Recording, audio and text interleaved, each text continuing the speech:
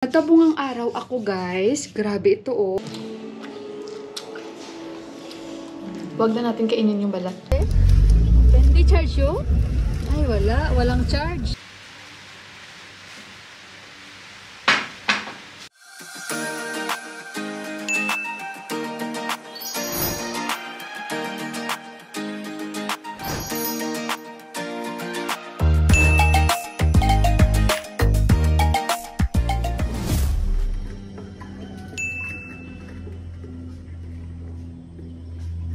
Si Deepak.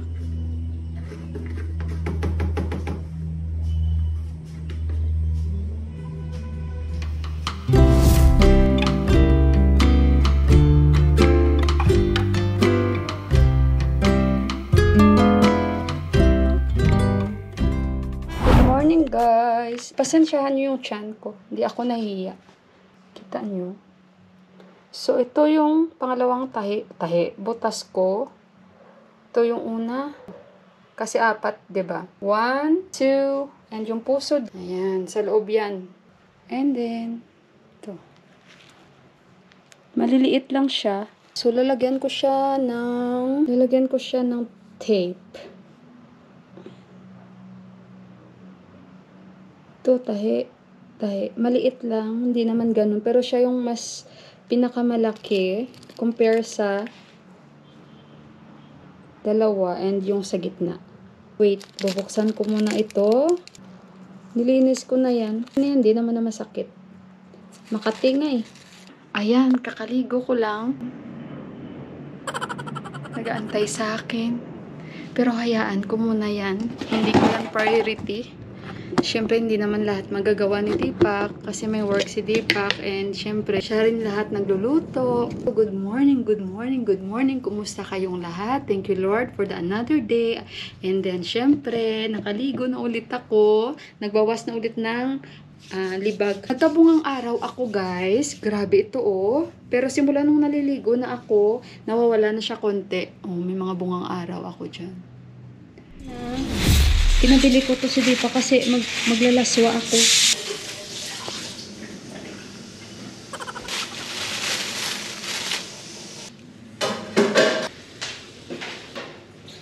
Ito yung gulay kagabi na niluto ko.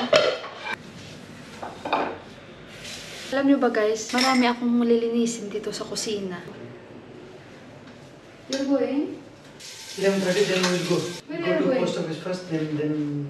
Adikot, ang post office? Guys, pupunta kami sa post office dahil andyan na yung binigay sa akin ni tita. Ayan. So, thank you tita. Ayan na. Kukuhanin namin yon kasi nga for the second time around yung pinadala niya sa akin. So, salamat talaga tita. Andito na. Thank you Lord. Makukuha na natin mamaya.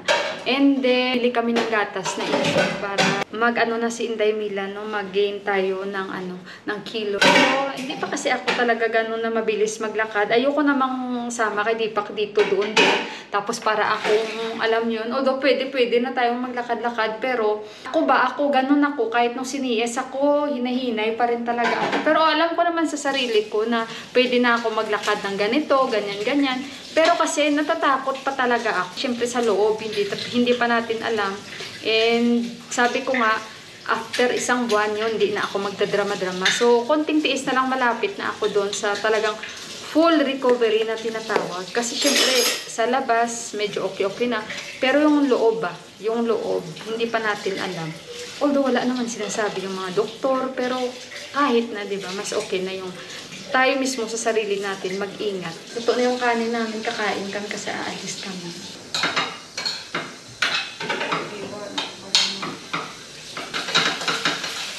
Okra talaga is my favorite. Kakain na kami. Ito yung aking tubig with lemon. Yan.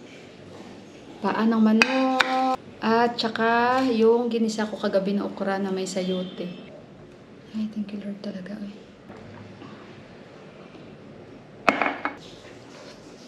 He doesn't want to eat iskos. Ayaw niya ng sayote si daddy. Kaya hindi ko siya binigyan. Huwag na natin kainin yung balat. Daddy. Kokra. Sin. Sabi ni Buwa, ano daw kinakain ko? Masarap din yung ulam namin, oh. Luto, hindi pa.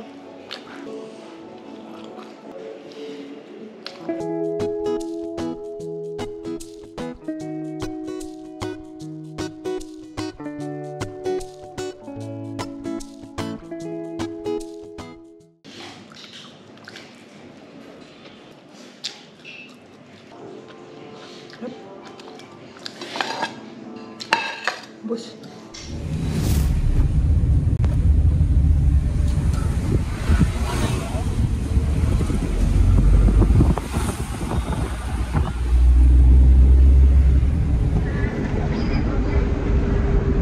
So, dito na kami guys. Dito pa. Punta kami sa post office. At saka bibili ako ng gatas. And si Yuan din dahil bumili sila nung last na cornflakes. Wala silang gatas may binili. Kaya hindi makain-kain ng ano, ng isa. Tapos, oo, hindi naman kami agad-agad. At least nakalabas-labas na naman tayo. So, ito yung ating, today is what day? Today is Tuesday? Tuesday yan? Tuesday? Eh, hello, Wednesday na pala. Nakalimutan ko tuloy. Akala ko Tuesday. Wednesday na pala. Ayun. So, komportable ako lagi dito kasi ang gaan ng, ano ba, malamig. Malamig sa katawan. Naik ko pa yung parang nanganak. So, ayun, at least naka-refresh tayo, nakalabas.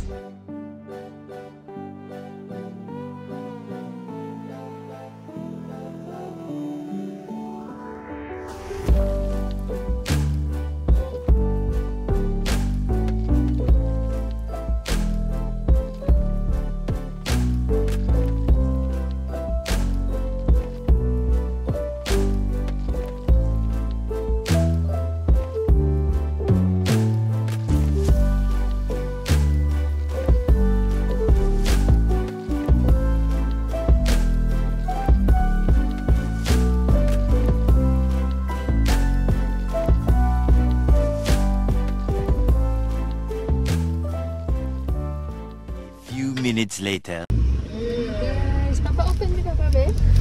Open. Di charge you? Ay, wala. Walang charge. Sundara ito bano ba? Open. Malaki pala yung envelope. Unboxing agad.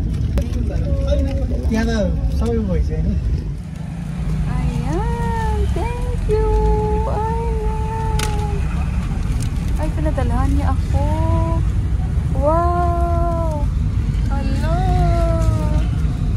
Pinadala na ko ni ate. Ayan, thank you. Ito siya. A few moments later. Nandito na kami sa bahay. Yung tubig na baon. Baon ng warm water. Tapos ang laman ng bag ko, mga biscuits. Hindi naman ako nagutom. Baon lang in case lang magutom. So, actually guys, ito yung yung scapular. Napadala na siya nung una, 'di ba? Kung naalala niyo, pumunta kami sa post office, 3 ang pinadala niya kasi para talaga sa aming 3 'yun. Ngayon, ito urgent niya itong pinadala kasi meron pa siyang natirang 2. So, ang akala niya hindi susuotin ni Deepak. So, sabi niya sa inyo na lang 2 ni Johan. Sinuot agad naman ni Deepak. Ito, baka gusto kong ipasuot na lang muna kay Johan ito. Ako okay na ako kasi may rosary naman ako.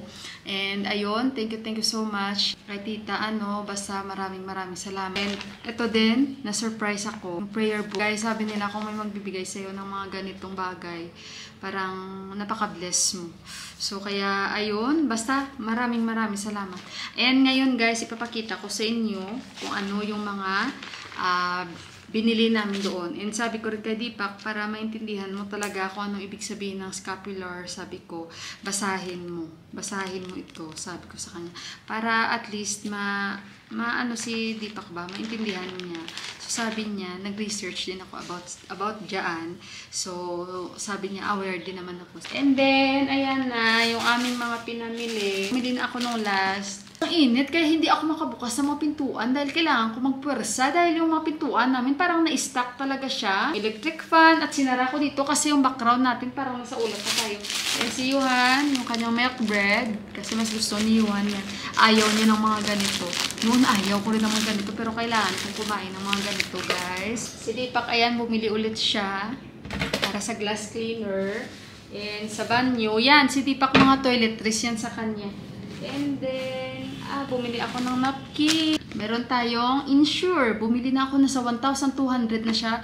Before, nasa 800 lang ito ngayon. 1,200.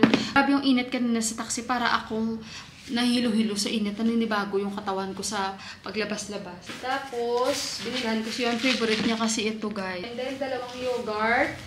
Binilhan ko siya. At least meron yung bata. And then, yung nido niya, nakabili na kami. Ayan. Kasi nga guys, wala siyang gatas. Ayokong bumili ng fresh na milk. Yung nasa pack, dahil mabilis yun guys masira. Mga yun, so hindi ako bumibili na ng mga ganun guys. May fresh dito na nakapack na siya. From India yun. Pero wala akong tiwala dahil nakabili na ako before. Kahit hindi pa nainom, nasisira siya guys. So okay na yung powder, sabi ko kay Deepak.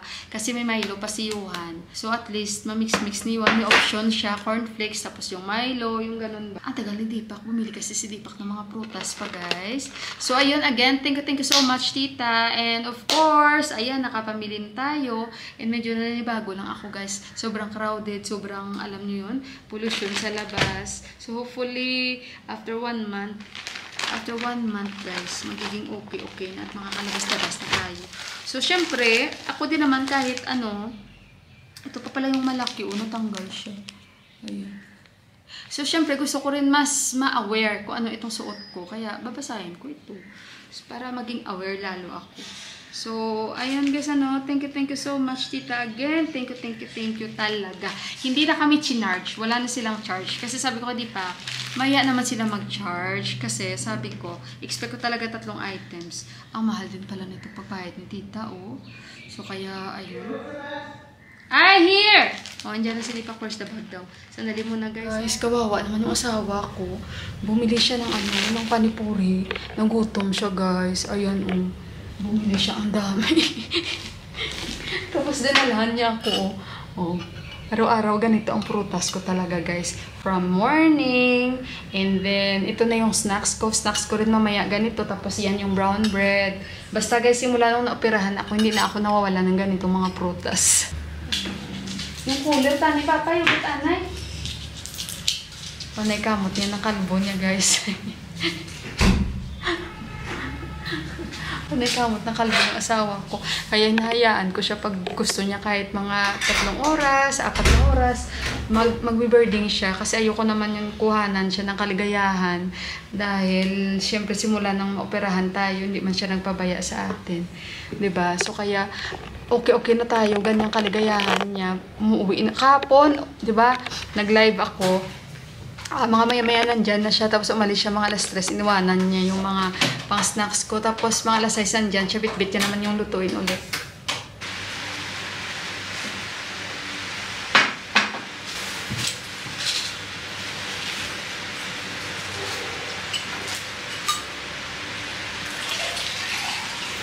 Kamis pag wala dito si Yuhan ba? Hindi man pwede kasi lagi nandito siya, kailangan school. Maaraw na naman yung ating paligid. Ay, pagdating niyon, mamaya at least may tinapay siya. Yung ba, Virgin? Okay.